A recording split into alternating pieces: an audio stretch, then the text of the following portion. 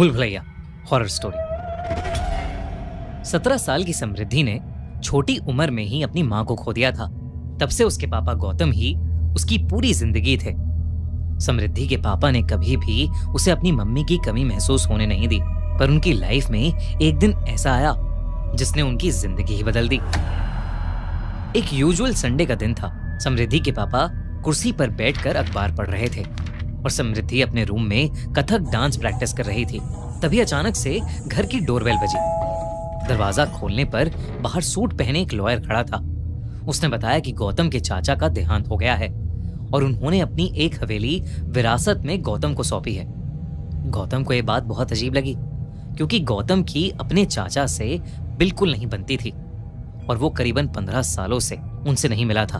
पर जब उस लॉयर ने पूरा पेपर वर्क दिखाया तो गौतम को समझ आया कि ये सब सच था। समृद्धि और गौतम को अभी भी यकीन नहीं हो रहा था कि वो इतनी बड़ी हवेली के मालिक थे। हवेली को देखकर समृद्धि के पापा को समझ आ गया था कि वो अपनी फाइनेंशियल सिचुएशन में इतनी बड़ी हवेली में रहना अफोर्ड नहीं कर सकते थे। इसलिए उन्होंने उस हवेली को बेचने का डिसीजन लिया। पर समृद्धि की आंखों में एक अलग सी चमक थी। उसने अपने पिता को बोला कि वो हमेशा से एक बड़े से घर में रहना चाहती थी। गौतम ने समृद्धि की खुशी देखकर कुछ समय उस हवेली में रहने का डिसीजन लिया। वो हवेली जितनी बाहर से खूबसूरत थी, उतनी अंदर से भी। समृद्धि की खुशी का ठिकाना ही नहीं था। वो पूरी हवेली में घूम घूम कर हवेली के सभी कमरे देख रही थी। तभी वो एक ऐसे कमरे के आगे पहुंची जिसका दरवाजा बंद था। उस बड़े से दरवाजे पर एक बड़ा सा ताला लगा था और उस ताले पर संस्कृत में कुछ लिखा हुआ था। समृद्धि ने उस ताले पर जैसे ही हाथ लगाया, उसे मानो बहुत जोर का करंट लगा। इससे पहले कि समृद्धि कुछ समझ पाती, उसके पापा ने उसे आवाज लगाई और समृद्धि वापस मुड़कर अपने पापा के पास जाने लगी। पर चलते चलते समृद्धि के कानों में एक आवाज आई।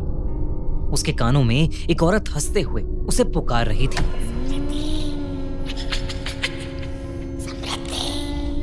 समृद्धि अचानक से वो आवाज सुनकर पीछे मुड़ी, लेकिन तभी वो आवाज आनी बंद हो गई। समृद्धि ने इसे अपना वहम समझा और वो अपने पापा के पास चली गई। उस रात गौतम और समृद्धि अपने अपने कमरे में सो रहे थे, पर तभी गौतम की नींद एक आवाज से खुली। गौतम को पास के कमरे से घुंघरू की आवाज आई। गौतम ने सोचा कि शायद समृद्धि अपने रूम में डांस प्रैक्टिस कर रही होगी, इसलिए वो फिर से आंखें बंद करके सोने की कोशिश करने लगा। पर घुंघरू की आवाज धीरे धीरे तेज होने लगी। ऐसा लग रहा था कि जैसे घुंघरू पहनकर कोई गौतम के पास आ रहा हो। इससे पहले गौतम कुछ समझ पाता, घुंघरू पहने कदमों की आवाज उसके बेड के पास से आने लगी। गौतम तेजी से उठा तो उसने देखा कि कमरे के अंदर कोई भी नहीं था। अब गौतम को कुछ अजीब लगने लगा था। वो उठकर समृद्धि के कमरे की तरफ गया। समृद्धि के कमरे में पहुंचकर उसने देखा कि वो कमरे में थी ही नहीं। अब गौतम को टेंशन होने लगी थी। वो समृद्धि को आवाज देकर पुकारने लगा। उसने हवेली की लाइट जलाने की कोशिश की, पर कोई भी बटन काम ही नहीं कर रहा था। गौतम ने कमरे के बाहर पड़े एक लैंप को उठाया और उसे जलाकर हवेली में समृद्धि को ढूंढने लगा। घूमते घूमते गौतम को फिर से घुंघरू पहने किसी के चलने की आवाज आई। गौतम उसी आवाज का पीछा करने लगा। गौतम जितना उस आवाज के करीब जाता, वो आवाज उससे उतनी ही दूर जा रही थी। लेकिन उस आवाज का पीछा करते हुए गौतम ने खुद को एक कमरे के बाहर खड़ा पाया। उस कमरे का दरवाजा खुला हुआ था और उस कमरे के बीचों बीच में गौतम को कुछ ऐसा दिखा जिससे उसकी रूह कांप गई। उस कमरे के अंदर एक लड़की साड़ी पहने घुंघरू डालकर डांस कर रही थी। इससे पहले वो कुछ समझ पाता, गौतम को उस लड़की का चेहरा दिखा और उसका दिल दहल उठा।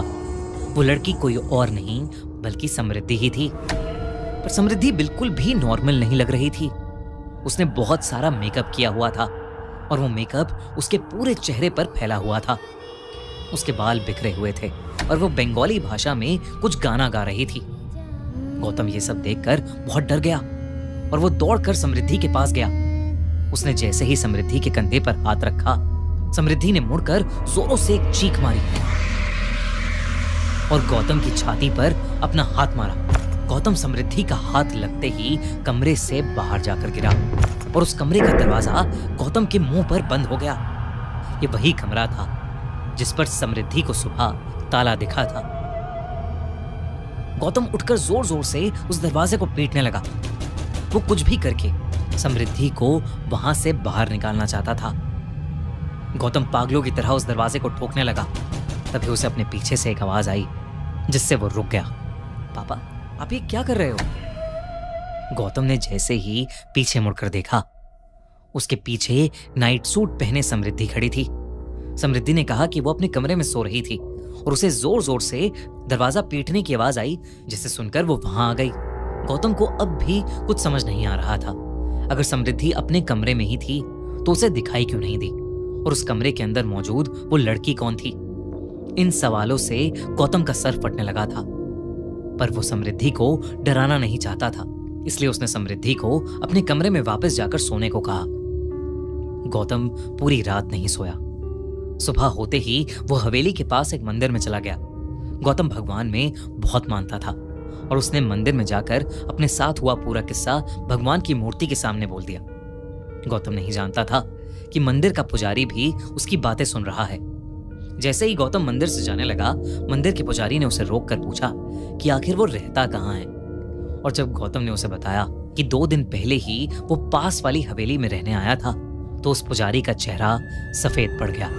उसने गौतम को उस हवेली से तुरंत निकल जाने को कहा। जब गौतम ने पुजारी से बात की तो उस पुजारी ने बताया कि कई सालों पहले उस हवेली में एक राजा रहता था और मंजुलिका नाम की एक लड़की हवेली में नाच गाकर सबका मन बहलाती थी। पर धीरे धीरे राजा को मंजुलिका से लगाव होने लगा। पर मंजुलिका अपने साथ नाचने वाले एक साथी से बेहद प्यार करती थी। उस राजा को जैसे ही इस बात का पता चला, जलन और गुस्से की आग में उसने मंजुलिका और उसके साथी दोनों को ही जान से मार दिया। मंजुलिका की मौत हो गई, पर उसकी आत्मा उस हवेली में ही रह गई और आज भी मंजुलिका की गुस्से से भरी आत्मा उसी हवेली के एक कमरे में बंद है। गौतम को अब सब कुछ समझ आ गया था। जो कल रात को उसे दिखी वो कोई और नहीं बल्कि मंजुलिका थी, और अब उस हवेली में रहना उसके और समृद्धि के लिए खतरे से खाली नहीं था। वो उसी पल समृद्धि को लेकर वहां से जाना चाहता था, लेकिन जब वो घर वापस गया तो समृद्धि मंजुलिका वाले कमरे में बैठी हुई कल रात जैसे साड़ी और घुंघरू पहने हुए उस कमरे में पड़ा पुराना सामान देख रही थी। गौतम ने समृद्धि को वहां से चलने के लिए कहा, लेकिन समृद्धि वहीं रुकने की जिद करने लगी। जैसे ही गौतम ने समृद्धि को डांटा तो समृद्धि अचानक से गौतम पर ही हावी हो गई। उसने गौतम को उसकी गर्दन से उठा लिया और बंगाली भाषा में गुस्से से कुछ अजीब सा बड़बड़ाने लगी। कुछ ही पलों में गौतम की सांसें रुक सी गई थीं। वो दर्द के मारे छटपटा रहा था, लेकिन इतने में उस मंदिर का पुजारी कुछ लोगों को लेकर वहां आ गया और उसने तुरंत समृद्धि पर गंगाजल फेंका। समृद्धि ने गौतम को छोड़ दिया और वो वहीं बेहोश होकर नीचे गिर गई। गौतम और उस पुजारी ने वहीं पूजा करके उस कमरे को फिर से ताले से बंद किया और गौतम समृद्धि को लेकर उस हवेली से हमेशा हमेशा के लिए चला गया। उस हवेली को बेचना क्या, उस हवेली के आसपास जाने का भी ख्याल गौतम ने अपने मन से निकाल दिया। समृद्धि को आज भी नहीं पता कि आखिर उन्होंने वो हवेली क्यों छोड़ी, और ना ही गौतम उसे उस हवेली को छोड़ने की वजह बताता है।